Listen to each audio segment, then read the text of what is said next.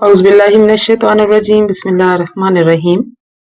11वीं जमात की किताब है उर्दू की, बलोचिस्तान बोर्ड है।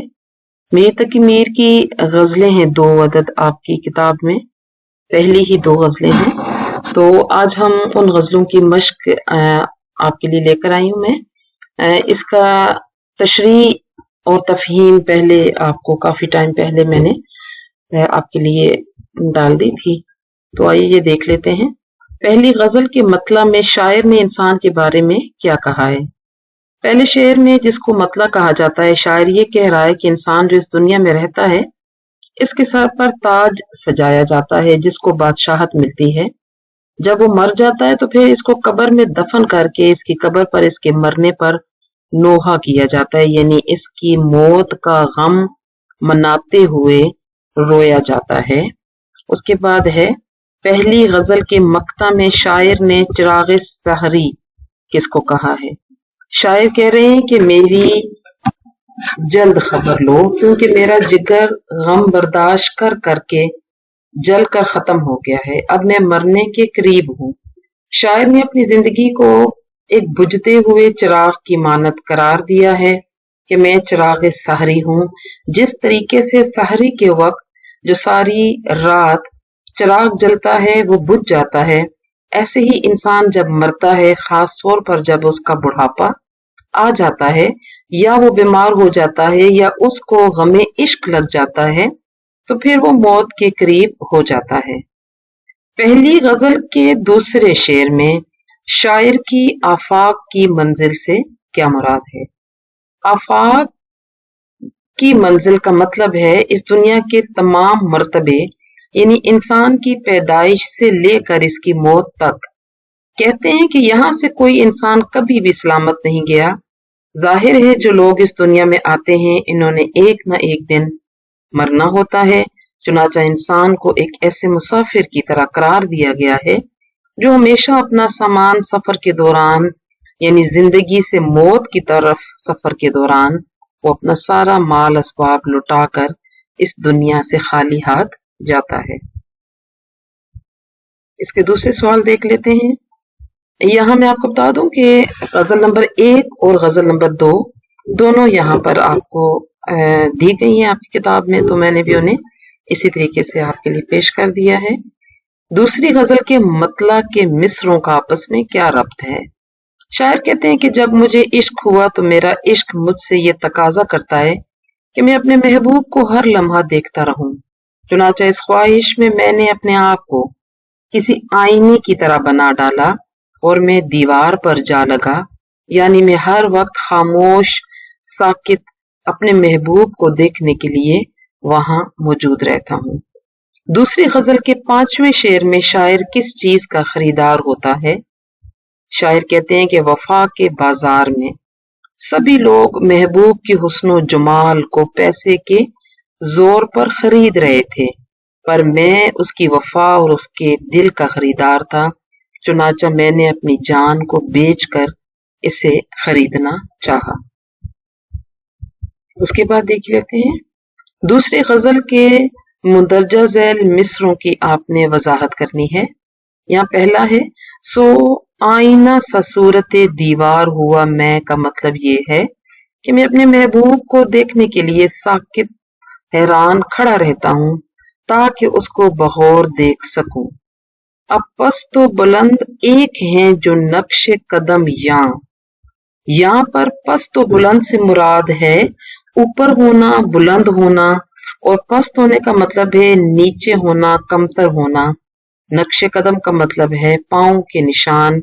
शायर ये कहते हैं कि हम इस दुनिया में आते हैं तो लोग हमें अपने पांव के नीचे रोंद कर हमें बराबर कर देते हैं और हमारा गरूर खाक में मिल जाता है। बाजारे वफा में सर सौदा था सबों का। बाजारे वफा का मतलब होता है ऐसा बाजार जहां पर वफा खरीदी जाती है, मगर शायर कहते हैं कि यहाँ पर खालिस दिल और वफा के बजाय इंसान के हुस्न जमाल की कीमत लगाई जा रही थी। फिर देखें पहली गजल के मतला और मक्ता के अशार की निशानदेही करें। गजल का पहला शेर मतला है और गजल का आखिरी शेर मक्ता होता है। पहली गजल में काफिया और रदीफ की निशानदेही क्या होगी, देख लें। पहली गजल में ताजवरी, नोहा गरी, हर सफरी, आशुफ्ता सरी, बेदार गरी, शीशा गरी, चिराग सहरी अल काफिया हैं, और का जो कि बार बार आ रहा है तो ये रदीफ है। दूसरी गजल में रदीफ और काफिया की निशानदेही करनी है। इस शेर में दीदार, दीवार, खबरदार, बेदार, हमवार, खरीदार, गिरफ्तार, यार काफिया हैं, और इस गजल में हुआ मैं रदीफ है। चले आए, इसमें जो जुमले दिए गए थे उनको हम देख लेते हैं। मुंदरजा झैल जुमलों को उर्दू में इस्तेमाल करना है। ताजवरी, दुनिया में ताजवरी जिनको नसीब हुई, आखिरकार वो भी खाक में जा मिले। ताजवरी का मतलब बच्चों ताज सर पे सजाना है, यानी कि बादशाहत। नोहागरी, नौजवान बेटे की वफा पर माँ की नोहागरी सुनने वाले का सीना चीर रही थी। इसका मतलब है कि मतलब माँ रो रही थी तो उसका रोना सुनने वालों को तकलीफ दे रहा था। शीशागरी, हिंदुस्तान में शीशागरी के फन के बेशुमार माहिर बादशाहों के दरबारों में हाजिर रहते थे। आशुफ्ता सरी, मजनू लैला के इश्क की आशुफ्ता सरी में वीरानों की खाक छानता था। आशुफ्ता सरी पागलपन को कहते हैं। शीशागरी का मतलब है शीशे का काम करना। नोहागरी का मतलब है किसी की मौत पर रोना। ताजवरी का मतलब है बादशाहत, ताज जब सर पे सजाया जाता है। और फिर है चिराग सहरी, ऐसा चिराग जो सहरी के वक्त बस जल कर खत्म होने वाला होता है। मैं तो अब चिराग सहरी हूँ, चलो कुछ देर मिल बैठते हैं, फिर तुम कहाँ और मैं कहाँ। आइए आगे देखते हैं। मीर तकी मीर को उर्दू गजल का बादशाह क्यों कहा जाता है। मीर तकी मीर को गजल का बादशाह इसलिए कहा जाता है कि मीर ने अपनी गजल के जरिए इंसानी जज्बात और एहसासात को शायरी का रंग दिया। मीर ने गजल को कदीम रंग से निकालकर जिद्दत अता की और गजल को इंसानों के लिए आम फहम बना दिया, और इनके अल्फाज का सोजो गुदाज दिल पर असर करता है। डियर स्टूडेंट्स, आपको मीर की दोनों गजलों की मश्क भी अब मिल गई है। इसको आप अपनी कॉपीज पर लिख लें और इसको याद करने की कोशिश करें। आपके इम्तिहानात के दिन भी थोड़े ही रह गए हैं। मैं चाहती हूँ कि आप बेहतरीन तरीके से तैयारी करें, और अगर आपको मेरी वीडियो पसंद आती है, आपके लिए हेल्पफुल होती है, तो अपने दोस्तों के साथ क्लास में शेयर किया करें, उनकी रहनुमाई किया करें ताकि उनको भी इसी तरह फायदा हो। और मैं आपको बताऊं कि इल्म उस्ताद जब देता है तो वो सदका जारिया होता है, और मैं ये चाहती हूँ कि ये सदका जारिया आप बाकी अपने तुलबा के साथ भी शेयर करें ताकि सब इससे मुस्तफीद हों, और मेरी गजल की तशरीह इसके साथ ही आप शेयर करें ताकि दोनों इकट्ठी अंडरस्टैंड कर सकें, आपके साथी तुलबा और आप भी। चुनाचा शेयर भी कीजिएगा।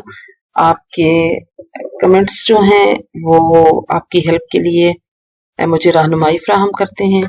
इसके अलावा आपने इसको लाइक भी करना होता है ताकि आपके टीचर का दिल भी बड़ा हो जाए और वो खुशी से आपके लिए ये काम करती रहें। बहुत शुक्रिया डियर स्टूडेंट्स, खुश रहें, कामयाब रहें, बहुत सी दुआएं आपके लिए।